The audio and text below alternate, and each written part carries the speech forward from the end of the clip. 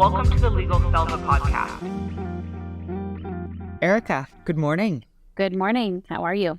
I'm doing very well. How are you? Wonderful. Always good. Always good on a Tuesday morning with a long weekend holiday. It's kind of like a Monday morning. Yes. Yeah. Felt like a Sunday night last night, that's for sure. Is that a good thing? Not for me. I've never been a fan of Sundays. I get the scaries. Do you get the Sunday scaries? I do. I never sleep on Sunday nights. Has this been an always thing or coming into your new intensive managerial role in your life? It's certainly worse now than it ever has been before, but it was always there. So, for example, last night I had the 3 a.m. wake up where you just start thinking about like the week ahead and things I should do. And oddly, I started thinking about our website because that's sort of been top of mind for me lately. Well, let's tie that into your new role. I realize you've been with Lamont Law for a long time, your career pretty much. But I noticed that managing partner under your signature line is rather new. Yes, it's just for about, 3 years now. But 2 of those years were pandemic years. So it's starting to feel very new and sort of off the ground. We survived the pandemic, I'm happy to say. Good. But yeah, so I've been with Lamont Law my whole career. I work with my dad, as you know, and he's a very senior lawyer, and he really, was there to act as a fantastic mentor for me. So I'm very lucky. I'm definitely feeling like I'm one of the lucky ones. Definitely. So did you say you assumed managing partner just before the pandemic? Or is this something he threw you in when it started and said, okay, your turn? It was just before the pandemic. I'm surprised that he didn't decide to retire during the pandemic because I certainly would have if I was at that stage of my career. Sure.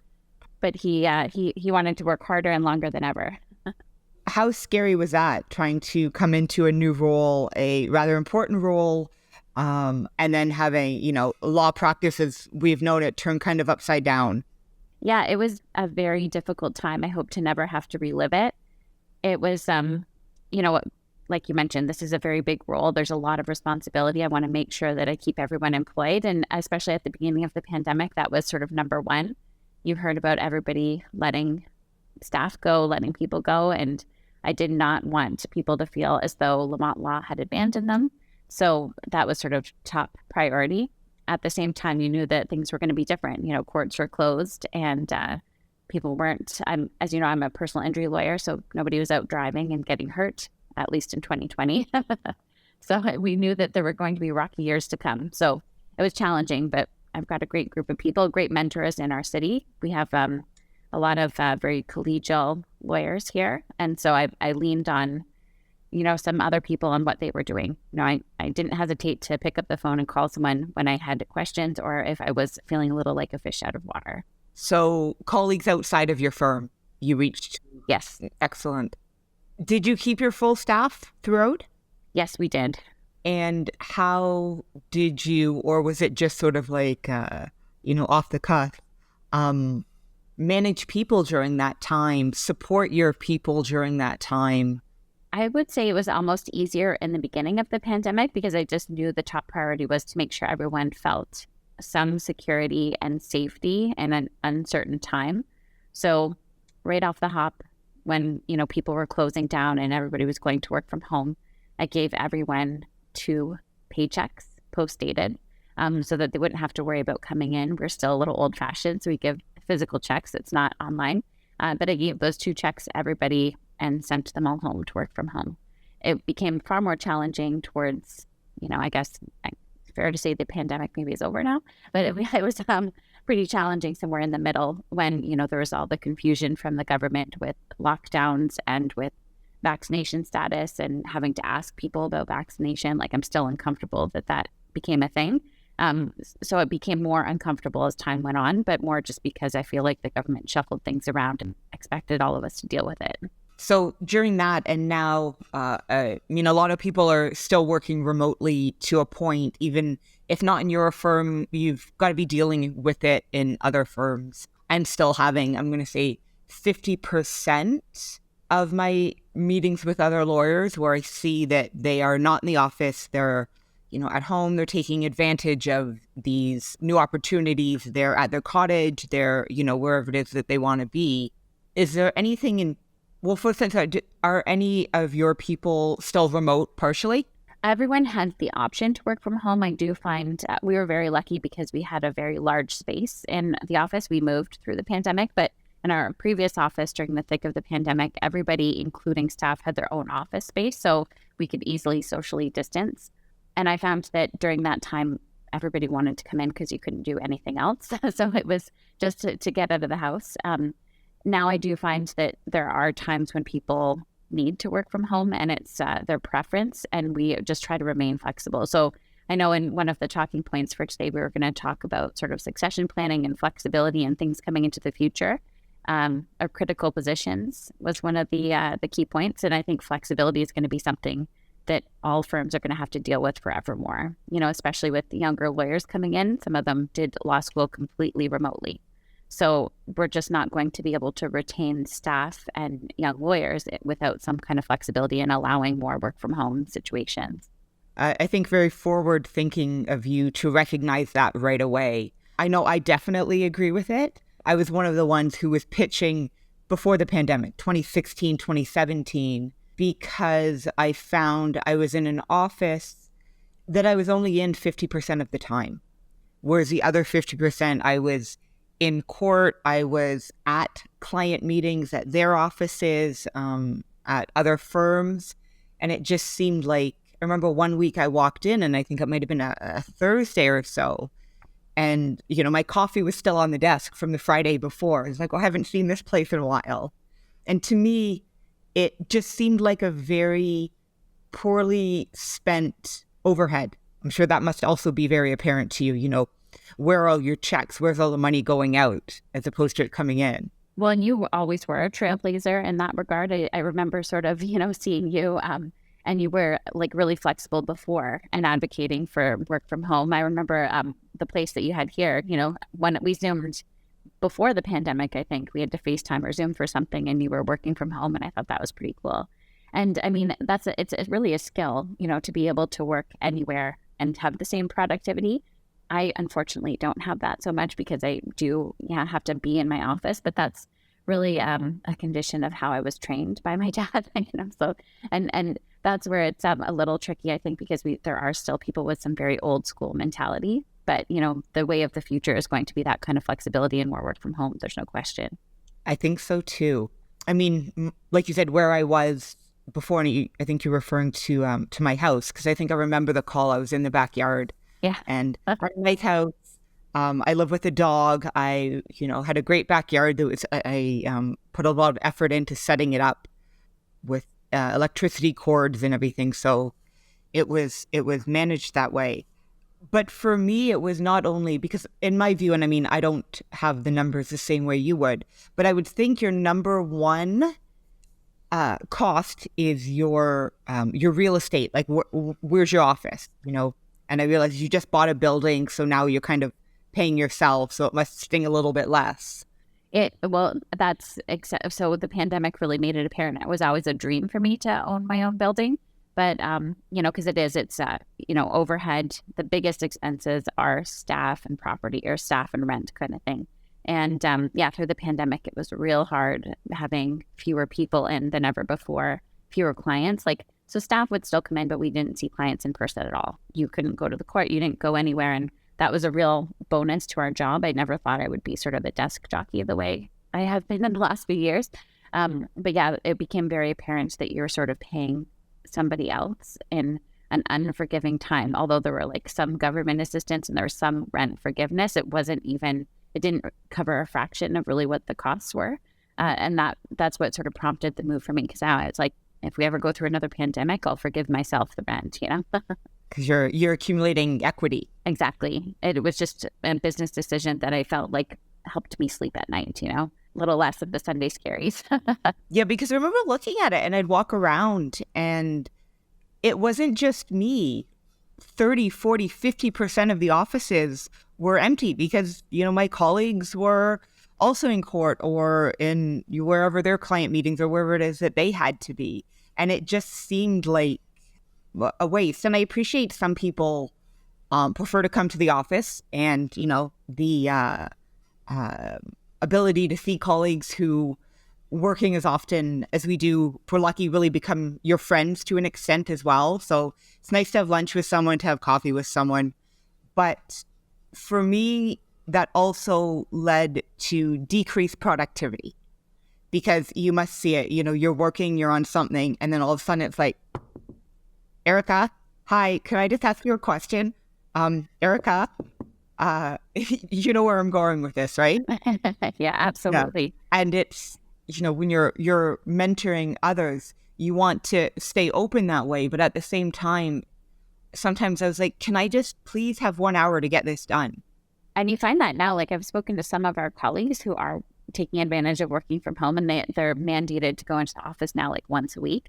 And they just say that's the day where they're mingling, they're catching up with people, they're having those conversations, but they basically get no work done, right? And so it's...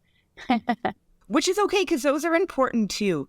Something that we did right from the very beginning of the pandemic, and I remember thinking right away, it was a really great idea. I don't know if it's Eric or Greg who came up with it, or, them together.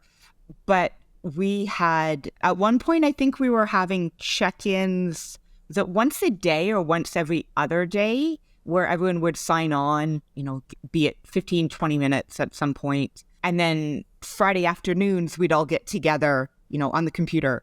But it was a much more social. And I found it very valuable, especially for me, because my first day at Regency was May 1st, 2020. That would have been tough. So, that was interesting. Yeah, like Eric and I had our breakfast or lunch where we talked about logistics and everything. And I think that was December 2019. And then we put this plan in place. And about 2 months later, the plan didn't blow up. But it for a minute, I was like, oh my God, what have I just done? Right. Yeah. Because making a big change like that, but to your firm's credit, you guys were also you didn't lay anybody off. Like you kept everybody employed, and there was more growth, right, during the pandemic, which is tough to do, but success story for sure. Yeah, no, we definitely did keep everyone. I guess this kind of ties into, like I said, working from home for me was a blessing. The half an hour or whatever it takes in the morning to get ready, to sit in traffic, all of that just doesn't happen. But I know you have 3 children. Yes. That must have added, or still adds, a lot of beautiful complexity. Can we call it that? Yeah, it's there's no question. They're busy. They keep me busy. They keep me young too. But I heard a quote actually recently where it's somebody said that if you want something done, ask the busiest person you know. So I feel like I live by that mantra. You know what? I've heard that before too, and I completely agree with it, because even day by day, like on a day that I have a lot to do, I will get a ton done. On a day I don't have very much to do, I get next to nothing done. Yeah, that's for sure. And keeping it all in your mind. So it's like I have 2 planners. I've got one that I carry around with me, one that stays on my desk, just to make sure they're like coordinated. And it's like that adds a layer of busyness, because I fill in a planner, but I never miss anything, right? For that reason. So do you have a personal planner and then a work planner, or how do you divide them? Just, the larger one is when I sort of keep everything in, like every appointment, every meeting, everything that's coming up, and I go a few months ahead so I kind of know what's coming. And then the personal one that I carry around with me just has lists of things that I've got to do, so I cross them off as I go. Like, for example, if I'm taking work home, I'll just write down the work goals that I've got to get done that night so that I know what I'm sort of doing in the shorter term. Interesting. So your one's like a to-do list, kind of. Yeah, it's more like a to-do list, and it has passwords in it. I can never remember all my passwords. And that's the one problem since COVID. It's like, everything is like passwords. There's been all these data corruptions and stuff out there. And it's like, I used to have this, I was like a QWERTY person, the 5 keyboard things on the top of the keyboard, QWERTY. Like I was a QWERTY, I was a security person's nightmare. So now it's like I've gotten more complicated in my passwords, but I can't ever remember them all. Oh, your passwords made like a pattern on the computer. Yeah, it was just like the first 5 keys of the upper row on the left side. I guess it was a very common, it was like 1, 2, 3, 4. So basically the same kind of thing as that. Interesting. Interesting. I've never heard that one before. But mine might also make, a design, and I probably overuse them. To the point I get a little bit upset when Google wants me to, dually authenticate my verification. It's like, I don't have time for this. Like, it's all the worst timing. And it's everything now. Like you can't just use the same computer. Every time I want to sign on to certain sites, you have to authenticate every time. Mm-hmm. Do you have any firm policies on passwords? And I won't ask for exactly what they are, but in terms of setting them up, because... So we do, yes. And that sort of came more in full force during the pandemic, actually. It's so we had one of our staff members almost get scammed by buying gift cards, one of those. And it's a very funny story, but it's we ended up with gift cards that I paid him for because I didn't want him to be out of pocket. But he had this belief that Mr. Lamont had wanted him to get the gift cards because it was somebody that had hacked into the email system. So now we do have like almost a double authentication process. If you get an email like that and you believe it to be legit, first click, is it actually like michael.lamont@lamontlaw.ca? Or sometimes I guess they come from me now, but it's and so we have and then we sort of looked into cybersecurity insurance. So yes. We got all of that stuff now. And we do, we have a really new and excellent IT person that helped us get through the pandemic early on when we were trying to equip everyone to work from home. And so he's got us set up for password, like they have to change a certain amount of times. They have to have certain numbers and keys and things like that. So we really did up the level of online security. I have a friend who has a family construction business, and I was talking to her about it the exact same way. And I guess that insurance call it hacker insurance, whatever we want to call it, is pretty much across the board now. It would be irresponsible to not have it because it can be, I mean, I've heard of people paying the ransoms because they have to get back up and running. It's just, if somebody takes your entire client base and everything and they want $2 million, like you'd have to pay it. So now thankfully we have like good insurance and we have like all kinds of security in place to prevent that kind of thing from happening. What else did you put in place to get rid of the Sunday scaries? Just lots of things. Well, really, like it was just sort of equipping everyone to do sort of online work. Like we have a really good online system. It's called PrimaFact. And so it's really easy to work with now. When I first started here, we were still using just Word documents and folders. So that's helped quite a bit. We have VoIP phones now, like voice over internet phones, which have been great and saved us a good amount of money because Bell charges a lot and the internet phones are a lot less expensive. So things like that. We really just wanted to make sure that we were taking advantage of less expensive but more modern changes. Anything come up, and I'm curious about this, this could be a whole other topic. We can, meet 6 times on this. But in terms of, and it ties into Sunday Scaries, but not just for you, but for everyone, the mental health, stress, balance, work life, whatever we want to call it. I know myself, I have great days where I'm like, I can handle anything, and I truly believe that I can. And then I have days that are very different from that. Yeah, that's like a real thing, and as you mentioned with me having 3 boys, like it's funny when people are like, oh, work-life balance. Like I've always sort of hated that expression because it's just more of like an integration, like you're doing all the things all the time and you throw the plates in the air, but you're focusing on what needs to be done. Like if one of my kids has an important event or something at school, then I'm there. But if I'm in a trial or doing something at work and that's the most important thing, then that's where I am and that's where the energy goes. So it is tough to stay afloat, and whatever it is that sort of keeps a person, a bit of unsolicited advice, but for younger people, if anyone's listening to this podcast, like whatever it is that keeps you afloat, like the goals, like I love handbags. So it's like, I'll sort of like focus on like, but I'll get a handbag, or this is my focus of like a piece of excitement, or I'll get like lately I've been really into like breathing methods and like ice baths and saunas and sort of like that kind of health to prolong health. So like that's what's sort of getting me up and exciting me right now. So you find little pieces of the day or week to focus on whatever those fun things are. And then the rest like takes care of itself. I agree with you completely. I've thought for years and years, and I mean, you think even pre-law school, although it might have started then, I always wanted to have something to look forward to, because Yeah. I'm noticing now, I don't want to say set off, but for instance, I had a call last week with a lawyer who was way too argumentative, it was contentious and it never should have been.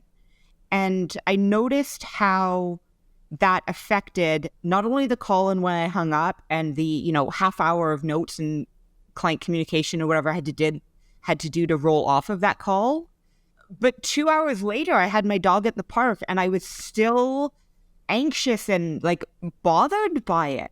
Like carrying it. Yeah. Carrying it. And I was trying to compartmentalize. Angela, like this, it doesn't matter. It's over. Nothing's going to roll off of it. It's not going to affect your tomorrow or your next day. But I could feel it. My mom always said when I was a little kid, I carried my stress in my jaw. She said that I would get so upset, I would like grit my teeth. And, there's pictures of me at 4 years old doing this. So before it was even my fault. But I noticed at the park, I was getting little like stress headaches. I feel it in my jaw, like, I don't know, almost like behind my ears. And what I've done for myself over the time is I'm like, okay, you need something to look forward to. What is it that you're looking forward to that's going to take you out of this? Exactly. Or if your kids are kind of like, for my kids, if they're giving me a bit of a hard time, like, oh, you're always working and we never see you, I remind them to, well, you get all of the great things you get and we have this great house and we get to go on these trips because I'm working really hard. So it's kind of like, it's both for them and for me, because it's like, I'll feel that mom guilt, but then I'm like, you got to remind yourself sometimes why you're doing like it is a very difficult and mentally strenuous job a lot of the time. When you point that out to them, do they accept it? Oh yeah, great. I did where'd you go recently? California or something? Yeah, last year. Well, and we're planning a big trip to Europe this summer with my husband's family. We're all going to Serbia, and it's what I thought was going to be like, oh, great, it'll be relatively inexpensive because it's going to cost a fortune and travel, everything's up, right? Inflation's a real thing. So I'm reminding them, hey, I'm going into work early because, we're going on that big trip this summer. I mean, no, they really will say, well, we don't have to go, or we can live in a little shack. We don't need anything. But one day I know that they'll understand and like take it, right? I'm trying to like hope that they see that there's a work ethic there. And it's more like Inception, just say it enough and they'll believe it over time. But at the same time, that must feel really nice. Like they want to see you, they want to be with you, and yeah, like it's wild. Like it's just like they're my favorite people, and I'm definitely theirs for now. I mean, they're still little. I know one day it's going to change, but how old are they? The oldest is going to be 11 in May, and then 8 and 4, and so yeah. Like the 4-year-old and the 8-year-old are a real trip still because they're just like, like I'm the son to them. The 10-year-old, he's on the other side a little bit. He's a little preteen, so.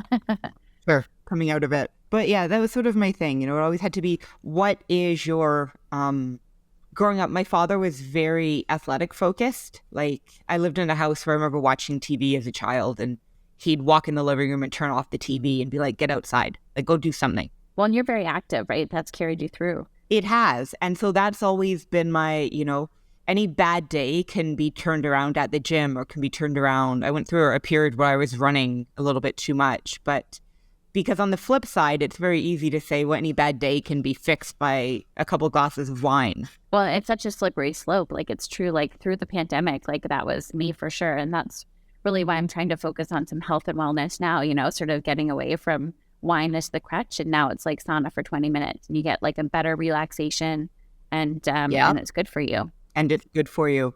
You mentioned breath work. It's funny because I just signed up yesterday. I have a 5-hour course in a couple weeks on breath work and that, and then it's ended with an ice bath and a sauna. Nice. Yeah, I'm looking forward to it. I've done it in, little bits and pieces here and there, or generally tied into, I found different gyms that I go to have the tubs, don't really know what you call them, but put outside, and have done them in a few places. Like I did some at a gym on vacation, and people are like, whoa, how'd you get good at that? I'm like, well, because I've done it in Canada, where when you get out, it was December, and when you got out, the air was even almost colder than the tub. So to do it someplace like this where your face is all warm and Yeah. your body keeps carrying through, I'm like, this is great. Yeah. A lot of And times here you then can that's just, stubbornness too. yeah. Like, how long can I? Oh, she stayed for 15 minutes. I can do 17. Like, who knows? Well, and that's if that like competitive spirit, right? We wouldn't be really good litigators if we didn't have that. So sometimes, that's a good thing too. Yeah, it is. It is. Thank you for saying that. It's sort of undervalued for women, right? A lot of times, like we're, the number of times I've been called aggressive and things like that. And I'm like, I'm competitive, and that is what makes me an excellent litigator. You know what? I feel the same way. And more so as we learn how to manage it. Like, I'm almost embarrassed at third-year lawyer Angela.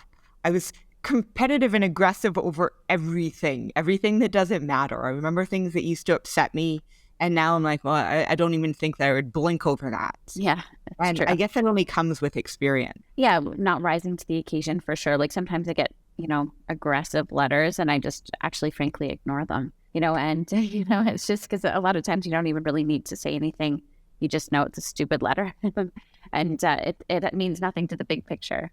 That's it. Not everything needs a response. And it's funny because it ties into clients I've had. They're like, oh, I want to get this on the record. I'm like, okay, so what record are we talking about here? Like my understanding of what you're viewing, because I've always started, one of my very first questions to any client at the beginning of a file is, what's your ideal outcome? If I fast forward this 6 months and they're all like, oh, 6 months, it's going to take that long. I'm like, well, actually, it's going to take longer than that. But, if we fast forward this to the end, what is your ideal result? Like, what is it you're asking me to do here? And I found it helped to format kind of the direction of files and the client mindset, because more often than not, they can't answer that question. Yeah. I do a lot of estate litigation. Oh, I want my sister to understand that blank or whatever. It's like, okay, well, but what are you going to get out of that other than stress and anger and whatever? It's true. It's like that in personal injury too. Like a lot of times people will come in and will be like, they want reform. They want a change. They want the unsafe situation, for example, in a slip and fall or a trip and fall. They want the unsafe element to be gone. And I often say, like, that's probably not going to happen through this litigation. Maybe it will, like for sure they'll want to make a change. But in many cases, like even, there are certain places that are just inherently dangerous and we have to sue them. Like we sue the establishment all the time, but people still go and nothing will be different. They rely on waivers, things like that. And so when someone says, well, they shouldn't be allowed to do this, I'm like, but my job and all I can do is get you some money for the losses you've experienced because of this incident. They Sure. will not likely change what they're already doing, So it's like, but if that's really the end goal, then I can't help. My job is to make sure that they're compensated, but I can't make change to the event in question. It's frustrating. It is. Well, it's tough to really explain that to people in a way that they're satisfied with it. I mean, ultimately they do want to usually continue on because money's not nothing, but it's not going to be like the change or reform that they're hoping for. So coming back to that sort of, getting it on the record and having people, I think one of the things that allowed me to just feel better and actually be a lot more productive and more efficient and happier was really compartmentalizing what doesn't need a response, or what response, good enough is, okay, thank you. I mean, sometimes point heard, fine, nothing's going to come of it. I'm going to reach out to a lawyer pretty soon after we get off this call. And I think she's expecting a responding record, and what she's going to receive is, okay, we consent, go ahead. And I had to bring this back to a client and explain to her why we should consent to this. I have this, really great client, and it's nice when they want to be informed. I have a lot of calls with this woman because she has a lot of questions. It's not, executorship is not a role that pretty much anyone's done before. Very few people do it more than once in their life. You tend to do it for a spouse, for a parent, but she's done a really good job about wanting to try and understand and make informed decisions.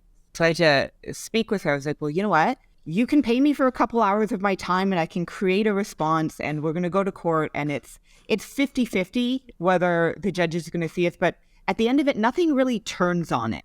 So being contentious and argumentative in this situation. I don't really see that it's going to benefit us. And she was my advice. So we're just going to consent. And I mean, on the flip side, for me, and it's, not all about me or my schedule, I was like, because I actually do believe that this is our best position on the file. But I was like, great. So I just saved 3 hours of preparing materials that are probably not going to make a difference anyways. So I can now apply that time to someplace where it's better served. I'm sure your client really appreciated it. We had a good conversation about it. She's becoming more informed on this than many. Which is always really nice. It is nice when clients sort of keep you accountable, but also you brush up and practice on your client management skills, and you they will then always accept your advice really without any question. And I like the questions because, it makes me think, oh, that is what I believe, but give me a second and let me, rethink to myself, why is that what I believe the best course of action to be?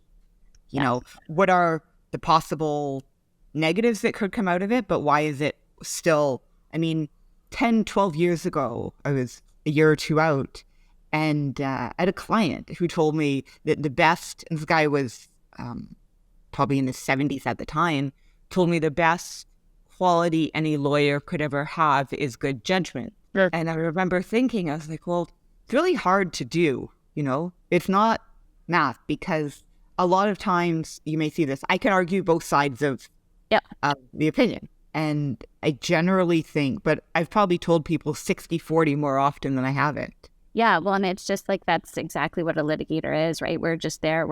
We have to vigorously advocate for our clients. And that's why there's two sides to the litigation. So easily, I think if you're a good litigator, you could take either side. Usually I'm finding that you're more passionate for one or the other. But it is like, and the real testament is, at least in my line of work, like clients walk away happy enough to refer other people here. And, you just, once you have sort of the reputation of giving good advice and doing a really excellent job for your clients, advocating for them a certain way, then you get repeat clients out of it. Not usually like repeat exactly in my industry, right? It's right. I hope that people aren't going to be in serious car crashes or anything more than once. But if they know of anyone else that's been in a car accident or a serious injury, they're putting my name in their mouth and they're saying, go to Erica Lamont, Lamont Law. That's really where you have to go to get the best advice.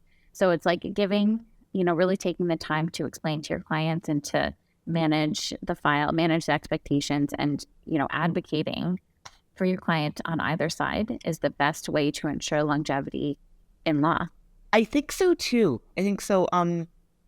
Doing more general civil litigation, where my repeat, because, sure, there's a lot of estate matters, but I also bleed into a little bit of employment law. Okay. So, I have an estate client. Oh, by the way, my sister just got fired, or my sister, is in a, not using this term, but in a constructive dismissal type situation. My neighbor wants to sell their house. Do you do that? I'm like, well, no, but, my firm does. And well, your firm's in a very unique position because they do really everything. And so that's it. So it's like when any one of you does a great job, then the whole firm benefits.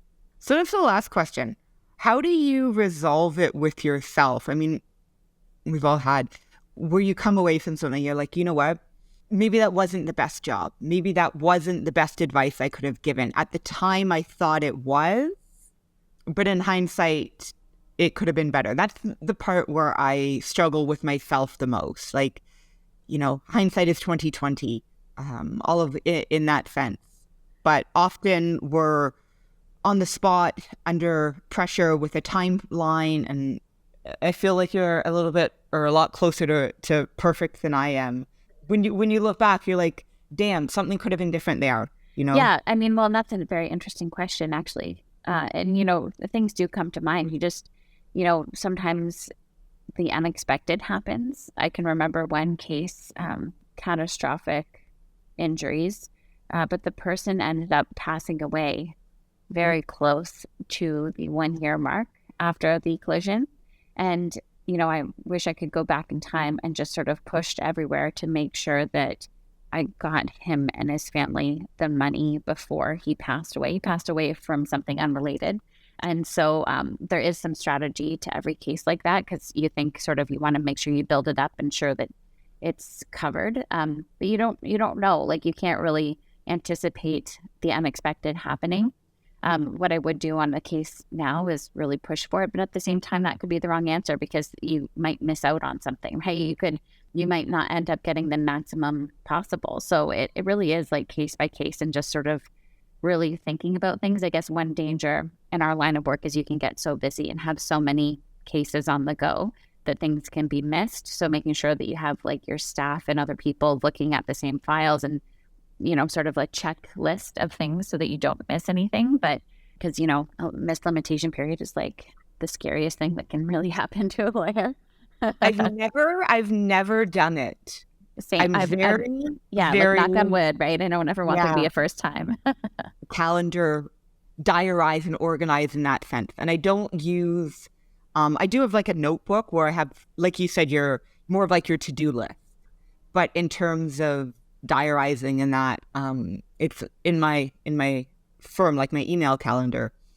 And I copy my assistant on it, on everything. So for any reason I don't, and it's always in red. And when she puts it in there and it's not in red, it drives me crazy. And I go and I change it. And she's like, well, it's in there. I'm like, I know, but it's not in red. Like, yeah, it's like it's an urgent thing. It's for you. It's for your brain to see it. I'm very color coordinated. Like blue is meetings, yellow is drafting time, red is deadlines, green is personal. Oh, that's interesting. I like that system. Yeah, everything has to be. And if it's not, I'll go in and change it. And she's like, you spend a lot of time changing the colors in the calendar. I'm like, because I have to. Like, that's how my mind works. And you know what's coming then for your day, right? Like, okay, well, this is a heavy meeting day. It's all blue. Exactly.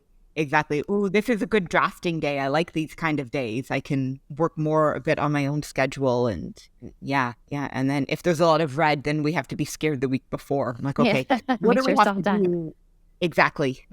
What do we have to do to prep for, all those red lines on Thursday or whatever it is? Yeah, it's so true. I mean, I remember even back in law school, like there's some fundamental things they were teaching people, like don't miss limitation periods, number one. Never sleep with a client, number two, right? and don't take any money from the trust fund. So those are the three. And then, I don't know if it's in that order necessarily, but well, it's so funny because I was just thinking, I'm like, wow, if you had to break one of them, which would it be? Let's just say none. Yeah, none. Was this part of a class or was this part of your discussions with friends in law school? Because I don't think I took that class. It was just, I remember a professor saying it. I remember it was probably, I think it was in like this open discussion when in third year where it was kind of, it wasn't as rigid, as first and second year. And it was just something that the professor said off the cuff, but it always stuck with me. So funny. I think it was a class on ethics, actually. Yeah, that would make sense. Yeah. Makes a lot of sense. I went to law school in Australia, as I think you know. And I remember our first week where, first semester, there was almost a day or two that was kind of like prior to classes starting where you go and you get your schedule, you figure out where things are. And they had this class that, so my law school was about 300 students, about 120 were Canadian. Oh, wow. Yeah, with a few Americans sprinkled in. And I remember a lot of our professors actually taught at U of T. There was a couple from Queens and that. And you went with Eric, right? Were you guys? That's where I met Eric. Oh, no way. Okay, yeah. Yeah, like first week on campus, walk in. Where are you from? Ancaster. I'm like, oh gosh. Yeah, we had profs who would come down for a semester or two from the Canadian schools because Australia in January was much nicer than Canada in January. Oh, for sure. So, and there was enough Canadians that they would just come down and teach the same courses. I got to get that gig, then it can expense the trip. But I remember the first class we had this, I don't remember, they called it Australian culture or something. And the Canadians and the Americans were supposed to go. The Australians didn't have to go. I'm like, ooh, what's this going to be? And we went and sat down, and it's one of the bigger class studios. And they talked about riptides. If you get stuck in a riptide, this is how you swim out of it. This is what a redback spider is. Don't stick your finger in small black holes. If you get bit by one, you need to go to the hospital. If you get to the hospital in 4 to 5 hours, you're going to be fine. That's intense. Yeah, it was really funny, and it ties back into your ethics class because, in a way, it's the one class that stands out in my mind. I'm I remember everything about that. It's so funny the things you remember, right? Like, don't sleep with the client, don't steal the money. Like those are the cardinal rules. Well, Eric, I think that might be a good point to sort of wrap up today, and we can both go and get this started. But thanks so much for your time today. I really enjoyed this. We've been talking, I guess as friends do, for a lot longer than what I expected. But it's flowed really well, and taking a lot of good points out of this. It's nice to hear other people's views on how to, I don't say deal with our job, makes that sound horrible, because I do really enjoy what I do, but how to address the more difficult points, and in a way to hear on, I'm not the only one from time to time that everyone I mean, law is a calling, that's a thing. So I love what I do, but it's not always easy. But thank you so much for having me. I really appreciate it. I really appreciate that you asked me to be a guest, and thank you. And you're doing great. This is just everything you do. I love watching from afar and cheering you on. Yeah, just something fun. We can pivot a little bit of what we do to bring things, because law's not a tunnel. And especially now, I think more and more people are recognizing that we don't work in a tunnel. It's not, go in at 8 a.m., check out at 6:30, 7 o'clock, whenever it is, and type letters. We have fun somewhere in there. We have fun somewhere in there. Yeah, perfect. All right. Thanks, Ange. Have a fantastic day. You too.